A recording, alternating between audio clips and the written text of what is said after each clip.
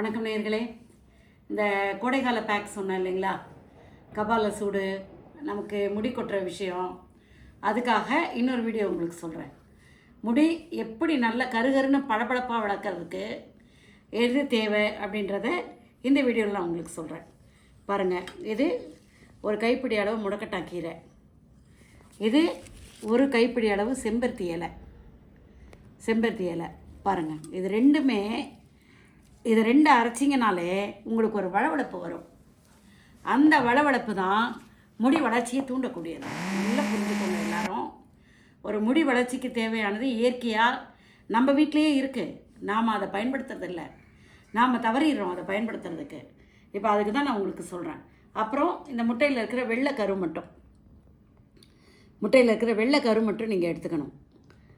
முட்டையை உடச்சி வெள்ளைக்கரு மட்டும், மஞ்சள் கரு போடக்கூடாது, முட்டையோட வெள்ளைக்கரு மட்டும் எடுத்துக்கணும்.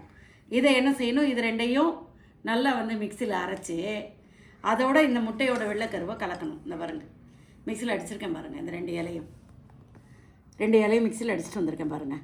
அதோட இந்த முட்டையோட வெள்ளைக்கருவை மட்டும் கலந்துக்கோங்க. வெள்ளைக்கருவை மட்டும் நீங்கள் நல்லா மிக்ஸ் பண்ணி தலையில் அப்ளை பண்ணி ஒரு நல்ல 1/2 hour விட்டுடுங்க. நல்ல வெயில் நேரம் செய்யுங்க. மத்தியானம் ஒரு 11 மணிக்கு செய்யுங்க. சைனஸ் ட்ரபிள் இருக்கிறவங்க, தலை வலிக்கிறவங்க, இவங்க எதுக்கும் எந்த பிரச்சனையும் கிடையாது. மத்தியானம் நல்ல வெயில் டைமில் ஒரு 11 மணி அளவில் நீங்கள் இந்த பேக்கை போட்டுக்கோங்க. இந்த முறையை நீங்கள் செஞ்சு பாருங்கம்மா. பிள்ளைகளுக்கும் போட்டு விடுங்க, பொம்பளை பிள்ளைகளுக்கும் போட்டு விடுங்க. ஹாஸ்டல்லேருந்து வருதில்ல, அதுகளுக்கெல்லாம் நிறைய முடி கொட்டும். அதுகளுக்கும் நீங்கள் போட்டு விடுங்க. போட்டு விட்டிங்கன்னா அருமையாக இருக்கும் தலைமுடி கொட்டுறதுங்கிறது பிரச்சனையே இருக்காது. முடி கருகரு நீண்டு வளருமா. நீங்கள் செக் பண்ணி பாருங்கள். ஓகேயா? தேங்க்யூம்மா.